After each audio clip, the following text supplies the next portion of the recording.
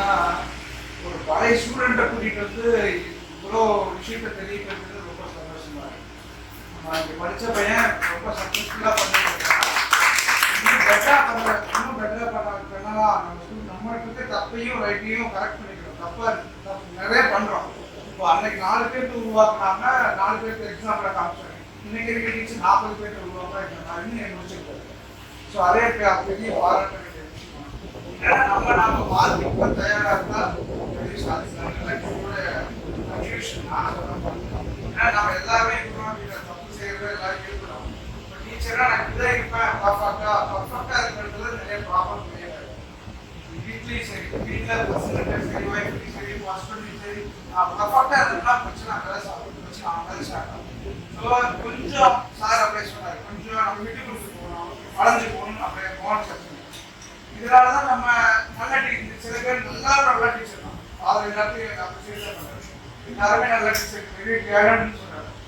ஒரு சில பேருக்கு மட்டும் கொஞ்சம் கிரீட்டிங்ஸ் அதிகமாக கிடைக்கும். நல்ல டீச்சர் தான், பட் கொஞ்சம் ஃபேமஸாக ஃபெமிலியராக இருக்கிறது என்ன பாருன்னா விட்டு கொடுக்குற போகிற தங்கம்.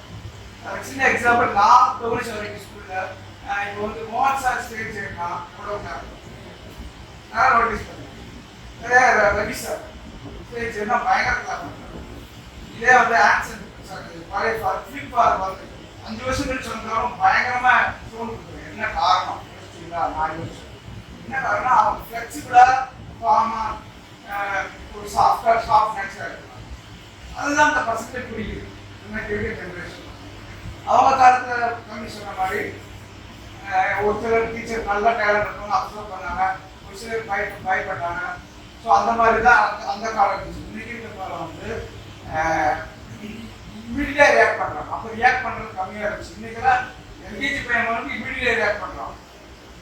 தைரியமாக பதில் சொல்கிறாங்க. நம்ம என்ன சொல்ல போகிறது கூட நம்ம எதிர்பார்க்கறது இல்லை. இமீடியட்டாக ரியாக்ட் பண்ண பதில் சொல்லிட்டோம் இன்னைக்கு இருக்க ஜென்ரேஷன். அப்படி அதாவது நம்ம வந்து இதில் என்ன தெரிஞ்சுன்னா 40 ஸ்டூடெண்ட்ஸ் 40 விதமாக இருப்பாங்க. நாம 4 விதமாக இருக்குன்னு இதை காமிச்சிருக்காங்க. நம்ம டெஸ்ட் பண்ணதில் 4 விதமாக இருக்கான்னு காமிச்சிருக்காங்க. அதுதான் உண்மை.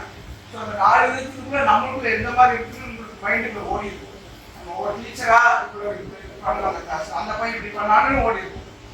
நீங்கள் இப்போ இதை நடத்துறதுலேயே ஒருத்தர் நம்ம ஃபேஸில் வந்து போயிருப்பான் நம்ம மைண்டுக்குள்ள.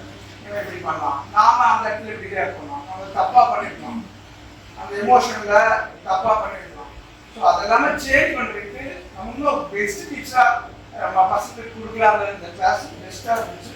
ஸோ தேங்க்ஸ் நம்ம ஸ்டூடெண்ட்ஸ். நம்ம மார்க்கெட்டை தயாராக இருந்தால் எல்லாரும் மாற்றணும்.